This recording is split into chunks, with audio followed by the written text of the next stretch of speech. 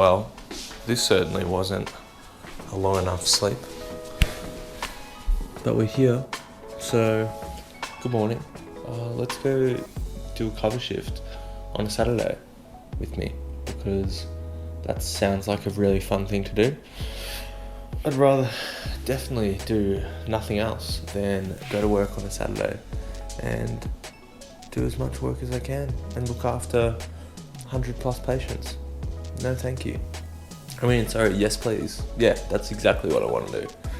Anyways, not enough sleep, no coffee yet. We need to get sorted and get everything ready for today, because we probably need to leave in just under 45 minutes. So we've got enough time. We're gonna get ourselves a little coffee and then get all set up for today. Let's get to it. So for anyone who doesn't know how a weekend cover shift works, just real quickly, it is essentially from 8 till 8:30 at our hospital, and you cover multiple different units, including usually your own specialty that you were a part of during the week. Jeez, so many cords here. I need to figure out a new charging station because it's getting in the way of my cafefe. But yeah, you look after the units that you usually see during the week, and that's usually just one that you look after. So say you're on aged care, then you usually look after aged care on the weekend, and then if you're allocated to the cover shift, and then you might have some additional units to look after as well. But yeah, it just depends, like different combinations exist. So you might look after cardiology, and then infectious disease, and then endocrine. It just depends how the hospital configures it all.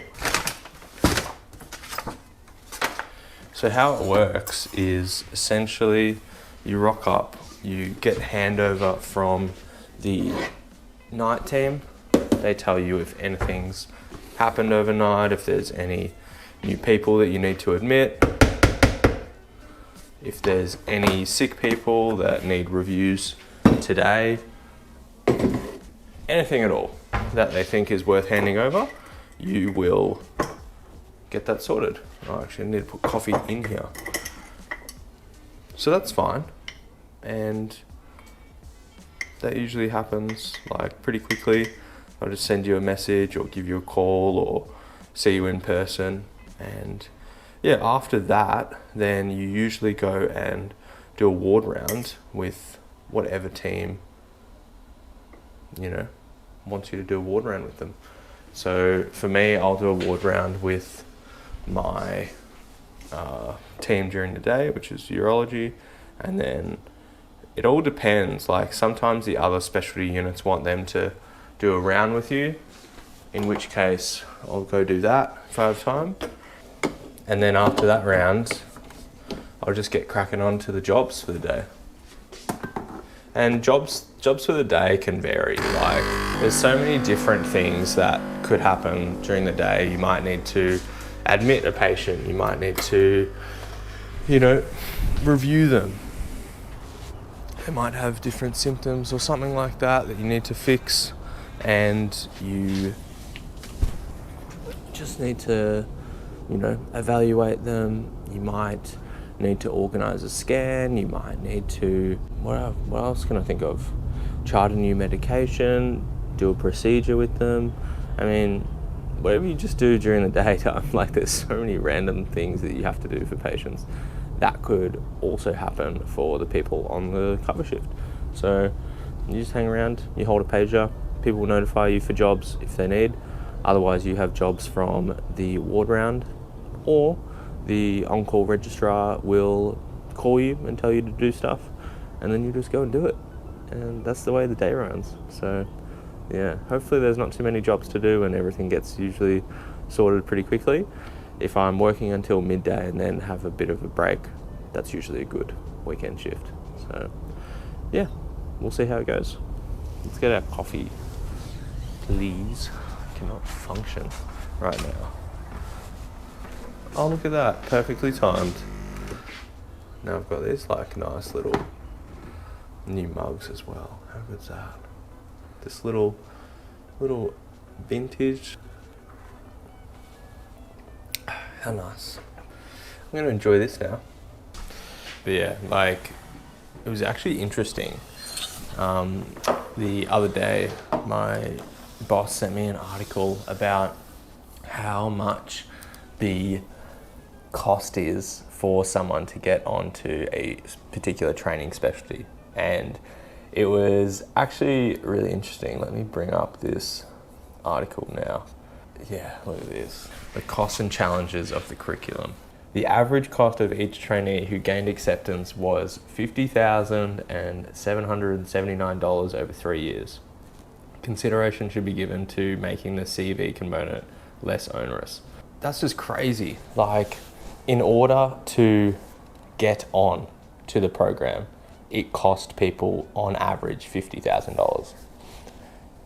That's not including fees for exams, for just general registration, like we have like APRA, like the fees of just registering to be a qualified medical practitioner. Yeah, exams you have to do, fees you have to pay for, you know, indemnity insurance or whatever it is. Like, just trying to accumulate points to get onto a training program, that cost on average, so people were higher and some people were lower, the cost on average was $50,000. That's ridiculous.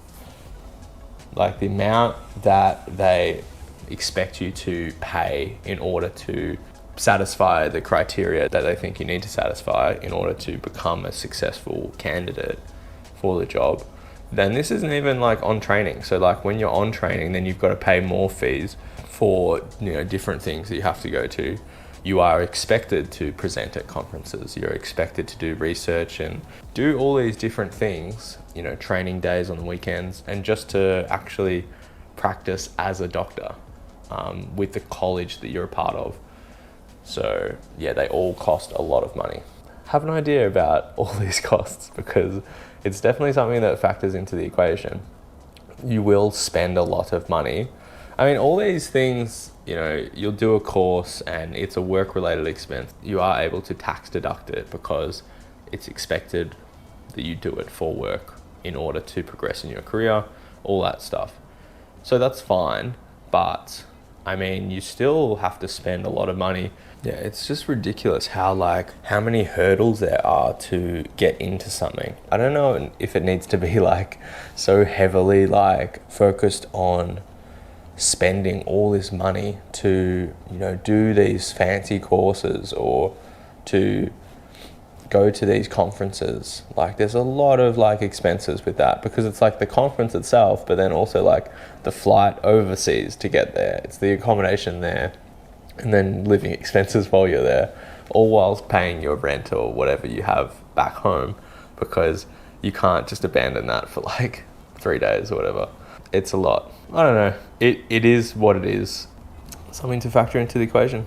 We'll get to work, because we don't actually have a lot of time. We've run out of a lot of time. Let's get to it.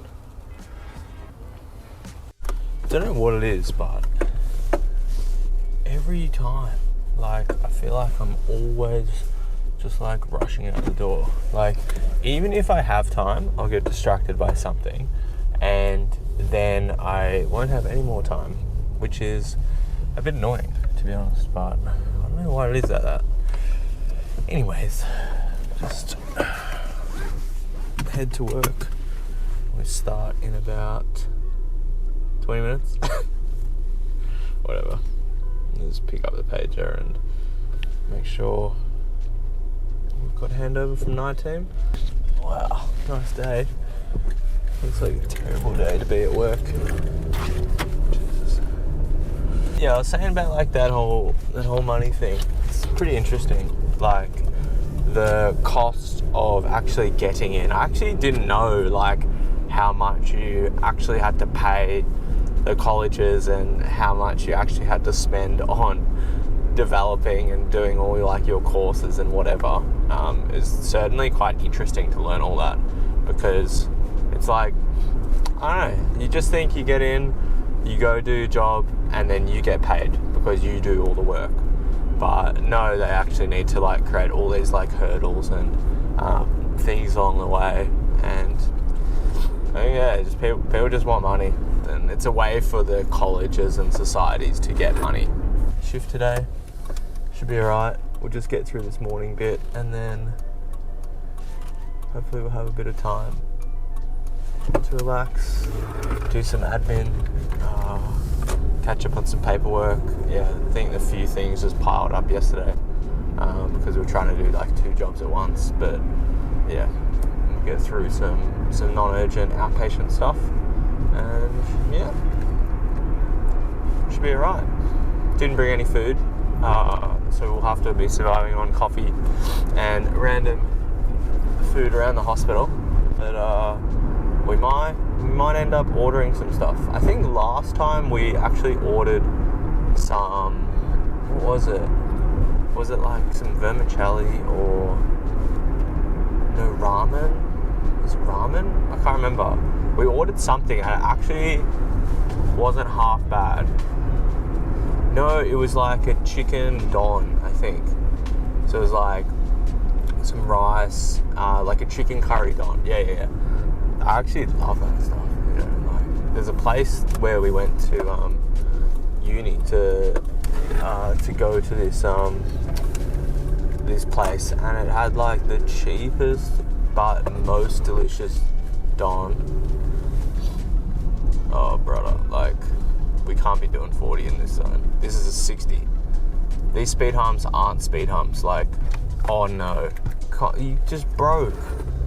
What are you going on? WA number plate, like, this is really frustrating because this segment of road takes me a minute. Honestly not a minute, 30 seconds to get through, and I've tripled my time already. Oh, why are we braking at this speed hump? Like, there's so much room on the road, like, you don't need to slow down, they're not speed humps. This irks me. This really irks me. I'm not really the road rage type, I don't think. Just accept fate. Like, actually, no, that's a lie. I actually do get like a little bit annoyed sometimes. I'm not afraid of giving someone a toot, but I don't think I'll go out of my way to verbally abuse them. Like, I don't think that's necessary at all. I'll just give him the toot. Maybe throw up like a hand gesture, like, what are you doing? Thanks. So, toot. It's more of a friendly toot, I think. I think the hold down of the toot, like if you held it down for quite a while, that would seem more aggressive. It's sort of like writing and messaging caps lock, like aggressive, no? A hold down of the toot is a bit like doing caps lock. Quick, like, oh, one capital. No, you're just like capitalizing. You know, quick toot, like, oh. You know, that's not that bad. It's interesting this time of year. I mean, it's the start of the year and it's essentially the holiday break, but everyone is essentially away, like they're doing their own thing, but it's business as usual for all like the doctors, and actually big time for transition. Everyone is sort of finishing the year now, although it is in January. Feels like the end of a semester at university, like, which is in like October, sort of November exam period. But that period for us is like end of January, start of February. That's the bit where people transition over. So I think, the first day of the new interns starting is like mid-January. They'll start the following week.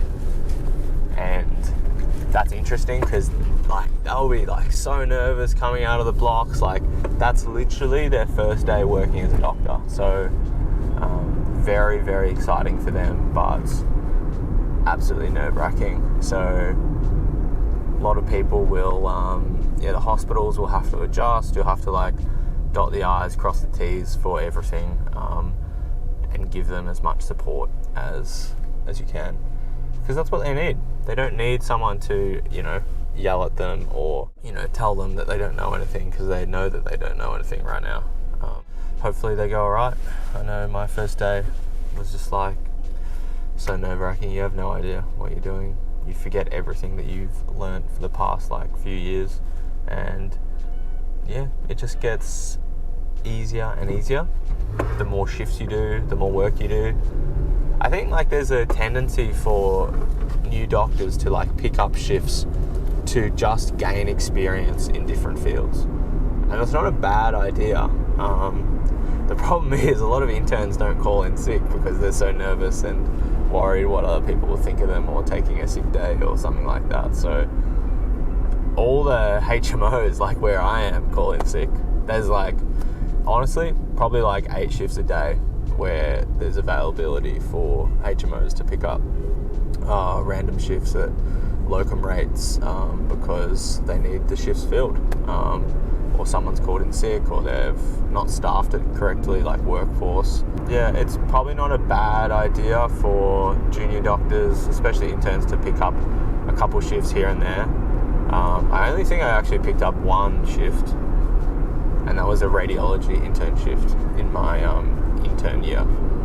And that shift I did nothing. I honestly just I think I did a cannula.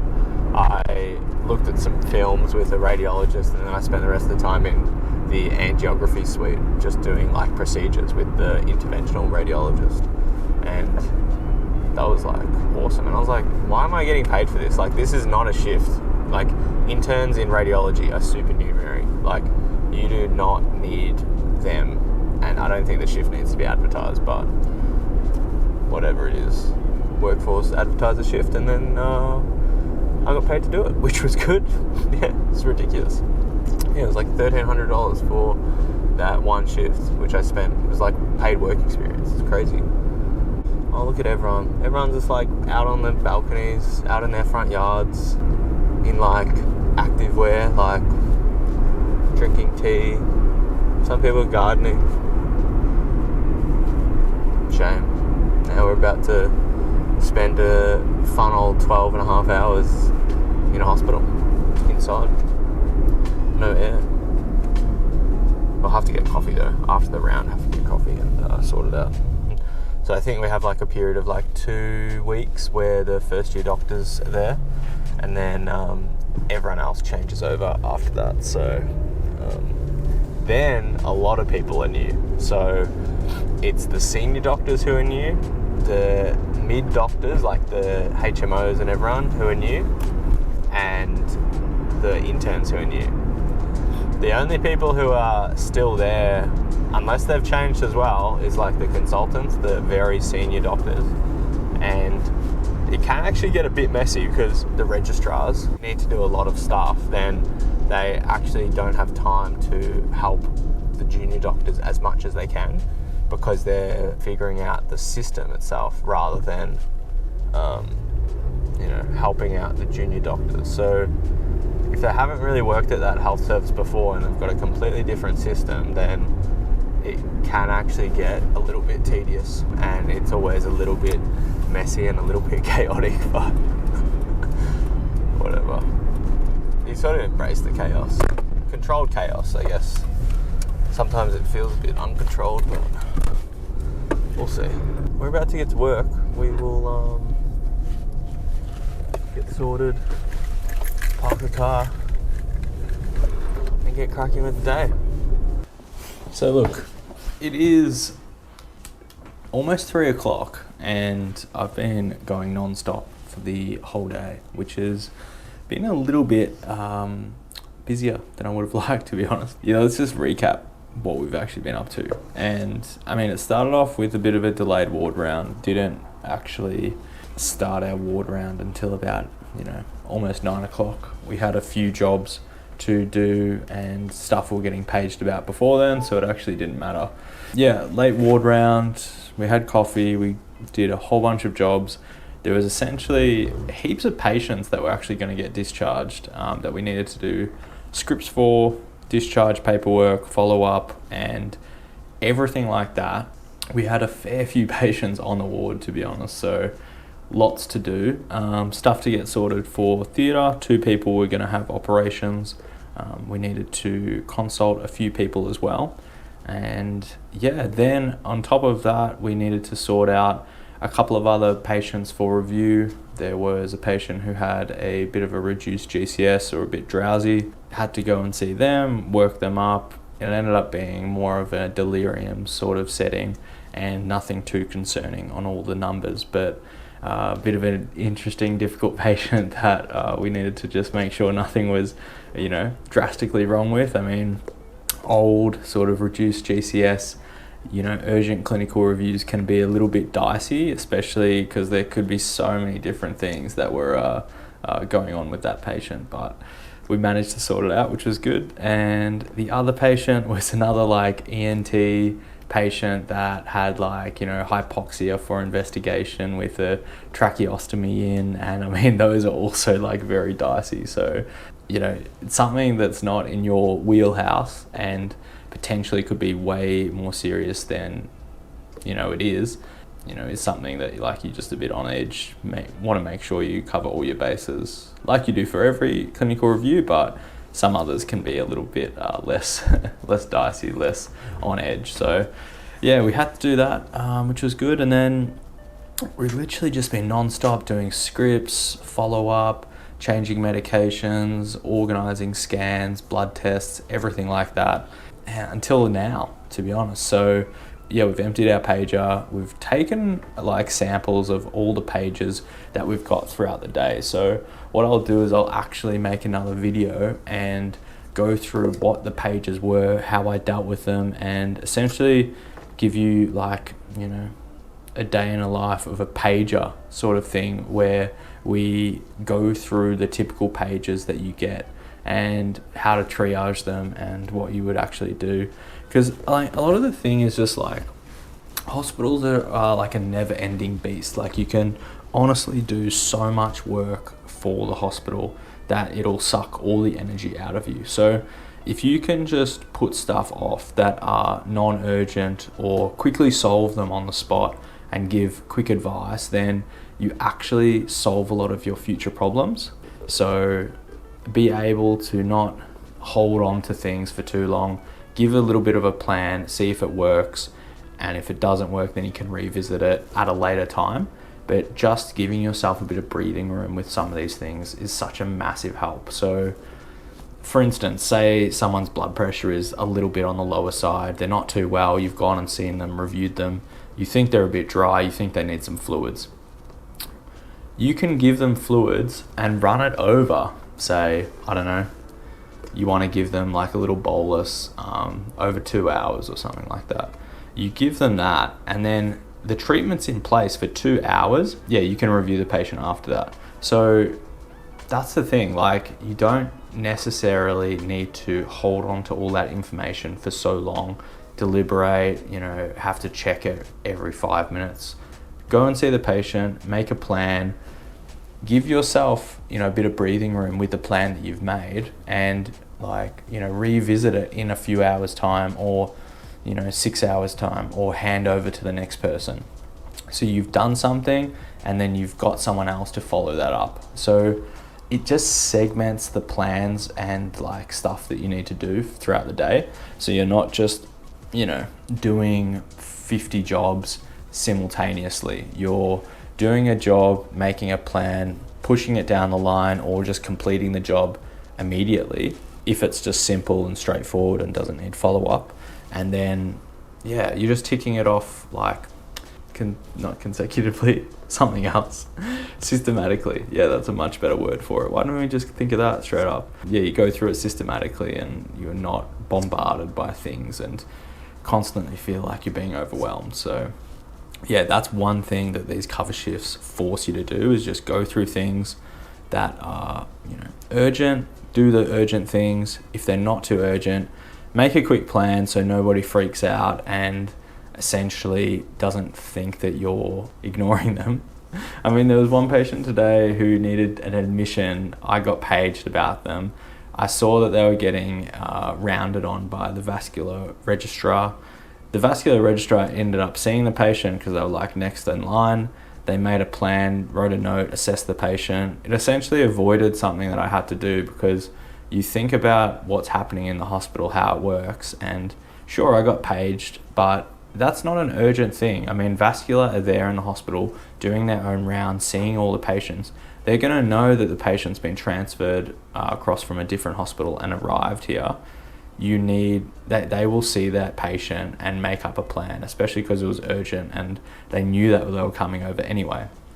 They wanted the patient to come across. So you actually don't need to go all out of your way, do everything only for them to say, well, yeah, that's what I would have done anyway. And I was about to do all that for you. So you have a lot on your plate. Don't take on more responsibility than you need to. And you just have to look after yourself for the longevity of the shift itself, but also for, your actual career. You can't just be accumulating every single job, saying yes to absolutely everything, when you actually might not need to do that. Maybe it's someone else's responsibility to do that, but you're palming it off to another person. So yeah, stuff will sort itself out, and if it's urgent, it will come up and come up again, and then you'll get pressed. And yeah, it's all about triaging jobs. So yeah, on that note, I'm gonna have some this pasta that I got because I haven't eaten all day, and yeah, I'm absolutely starving. I'm gonna have to split this over lunch and dinner because it's absolutely massive. But yeah, the danger with this is going into a food coma and not being able to function, because I'm in a state of hibernation after this meal. But should be alright. So yeah, I mean, the next thing we need to do is organise an ultrasound cannula for a patient who needs a scan today. I mean, we'll see what comes up. There's a couple of things that need to be done in terms of outpatient follow-up and scripts and everything, but we'll do that. On these cover shifts, usually the early afternoon seems to be the time where you get a bit of a break, a bit of a relief from the jobs, because most of the morning tasks are sorted and then you're awaiting things to happen in the evening. So that'll be when it picks up. So often a busy time is from 5 p.m. till 8 p.m. There can be some patients who come in or get handed over because orthopedics finish at 5 and then they hand over to me to manage all the other teams. Well, to manage their issues and patients, because that's when they finish. And then it all becomes a night person's problem. But yeah, we'll see what we can do up until that time, and then hopefully get out of here at a reasonable hour, like 8 p.m. That'd be amazing. 8 p.m, only 5 hours left. That doesn't seem that long, but there's a lot that can happen in that time. So quick feed, and then let's go and try to do this cannula. Got to get the ultrasound machine and we'll try find it so this patient can get a scan. If not, then anesthetics is the best shot, to be honest. So yeah, fingers crossed we can get it and don't have to page them so this guy can get his scan. Coffee break over and let's get to it. We also got our rosters for next year, so it's just looking through that really quick. It's not too bad. I think I looked at the first month of the roster, and we're only working one weekend, Saturday and Sunday. So I think that's our on-call weekend. Yeah, there's actually a fair bit of time off. So it's mainly going to be clinic and operating time. And yeah, just see what the go is. So I'm feeling a little bit lethargic after that pasta. I actually ate way too much and it wasn't actually amazing. But yeah, the coffee might pick me up. So yeah. Wow. We are now home. We've finished. We've handed over. We've done all our notes. My God. I thought we were just going to go down and check a few things, but then we actually ended up getting so bombarded by things. As soon as 5 p.m. hit, as soon as I went down to do that cannula with that, the anesthetics reg, it all kicked off. I didn't come back literally until 8 o'clock. And that was just to pick up my stuff and hand over. Then I went back and didn't leave till 9 o'clock once I finished doing notes. And I was meant to leave at 8. Let's go through it. I mean, these things just happen. Like, we had 2 people to admit. We actually were planning on doing one at the end, but then we got like literally like how many? There was 3, 4, no, there was 5 UCRs. Now UCRs are urgent clinical reviews. They are not MET calls per se, or code blues where the patients are so terribly unwell, but there's a level of concern for the patient. So they might have some really bad pain, they might have slightly reduced observations, so maybe their oxygen is a little bit low, heart rate's a little bit high, or maybe the nurse is just worried about them, or someone's worried about them. So had to like go and eyeball all those 5 patients and make up really quick plans whilst admitting people and sort of putting band-aids on everything, and also sorting out other stuff that I had to do even from like the ward round in terms of outpatient follow-up and everything like that. So, I mean, it can get super chockers, especially when you're covering multiple units, and admissions can just fly through the door. When 5 p.m. hit, that's when orthopedics hand over to me and I get to cover all those people. 95% of all the pages were to do with orthopedics patients. The problem with orthopedics patients is they're often old, they're comorbid, they're always awaiting operations because they come in with like broken hips or other broken bones. Lots of medical conditions that need stabilizing, and yeah, when they need an operation, that needs to happen sooner rather than later. So it can get quite busy very urgently. So is what it is. You can only do so much, and I think that's the thing. Like, when you're getting all these jobs, you just have to do the ones that come through first, and then let the others just like sit down and not do much. And that's fine. People will get annoyed. They'll page again. You'll be like, well, I know it's there. It's okay. You can do this over the phone, but if you want me to come and see them, I need to just wait and do a few more things first. And that's the way it is. Like, yeah, lots of people want their stuff sorted, and I want my stuff sorted as well, but you can only do one thing at a time. You can only be in one place at one time, and you cannot do everything at once. It splits your focus, and you're not able to actually fully complete a task properly. And then if you end up like just multitasking, you just miss stuff and you skip steps, and you might actually make mistakes or not actually fix the problem if you just put all your resources into one thing and then moved on to the next thing after that. So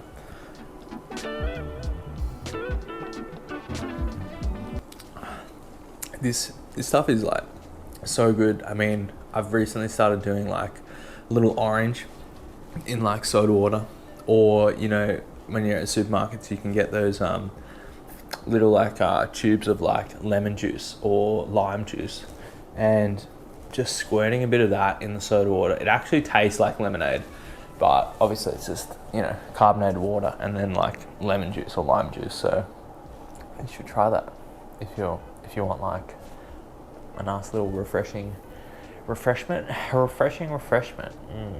Yeah.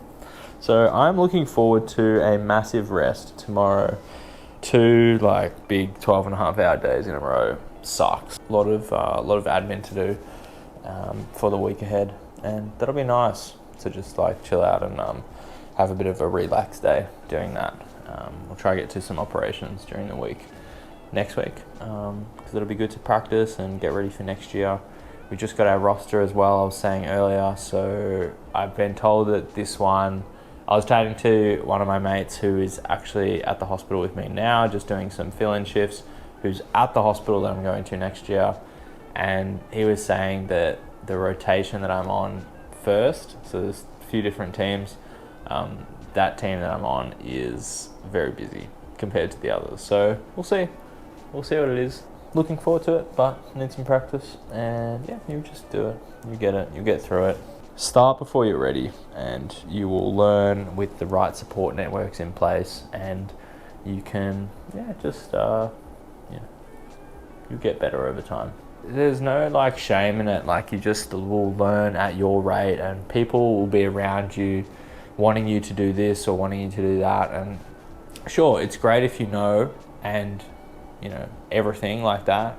But people have to expect that you will not know everything and that you'll have to learn. The thing that they want to know is how fast can you take something that they teach you and put it into practice, learn it, and get good at that. That learning curve, or that ability to take that person's information that they've taught you, turn it into your practice and actually make it a skill of yours, is a real attribute. And that's something that people look at. So sure, you might encounter a problem where you don't know what to do and you've got no idea, you've never seen this problem before. Sure, they tell you how to do it, they'll sort it out for you. And then in the future, what they want to see is you say, well, I think this person has X. Now, what I want to do is A, B, and C, like you showed me before, 3 months ago when we saw that patient with that medical condition. Then that's great. And then you do it under supervision. Maybe they need an operation and everything like that. And you show that person who taught you that I've actually taken that information, that skill, and now I'm applying it in actual real life. The step above from that is going and doing it already and then telling the person, hey, I've done this, this is the plan, this is what I want to do. You agree, you have any questions? And they're like, yeah, no. Like that's exactly what I would do, and that's exactly the right answer. I'm really impressed. And you have this learning curve where you start, it doesn't matter where you start, but it's whatever information or teaching that you receive, taking that on board and then applying it to new situations. That's what people want to see, because that shows that you're listening and you're able to adapt and work as part of a team. Because there'll always be new ways of doing stuff, or there'll be new ways of thinking or teaching or looking at different conditions. Your ability to take on board what other people say and to put it into practice with like your actual learning and everything like that, that's the real skill. I mean, if I was gonna hire someone, it's that moldability sort of thing. That's what I care about, because I don't care if you don't know everything. You know something, of course, but then learn something as well, and then teach other people other things. Get better at it over time, just the more exposure that you get to patients and to different rotations, to different people and to different seniorities of people. I mean, the thing that's interesting is interacting with different levels of doctors. So, when you start out, all you're doing is hanging around med students, and you might hang around the interns and they'll teach you a little bit. And when you're an intern, you'll hang around the residents a lot to learn from them. And then when you're a resident, you'll hang around the registrars more. So you have like this gradual step up in the people you interact with. And even in resident level, I mean, if you're really keen, you're going towards a certain area in medicine, you'll actually have interactions with the consultants, and they're the head doctors, they're the consultants or the fellows. And when they start treating you like a registrar, that's when you know that you're trying to just act as a sponge and take in as much as you can from their, point of view or their perspective, their information. And you're just like, all right, whatever you say, let's do it. I'm going to learn it, and then I'm going to explain a case with that very pathology back to you, like you taught me, to show you that I'm learning and listening from you. Because then they think, oh, actually this guy is really switched on. He's really listening to what I'm saying, and he's actively interested in learning new information and then applying it in clinical practice. That's a real skill, I think. So, interacting with those different seniorities of people along the hierarchy, it's good for practice. You think a bit differently and you see how other people think. You gradually level up your expertise in that area. It's good fun, and I think it just makes you an overall better doctor. I need food. That pasta was terrible today. Don't know why I picked it. I picked it just because it said staff on it, and I think I had like a bit of a cheaper price. And I usually get like this, if I need to buy lunch, I'll get this chicken avocado focaccia thing or wrap. That wasn't there. Nothing else looked good. I was like, I just get this. I should have just stuck with the coffee or ordered something. Honestly, that would have been a much better decision to make. But we went to the pasta. I threw out half of it. I was like, not having this. We're done for the weekend. That's enough work for today and tomorrow. And probably Monday, but I'll probably have to do something on Monday. Yeah, let's get out of here. Busy, busier, busiest at the end. Bye.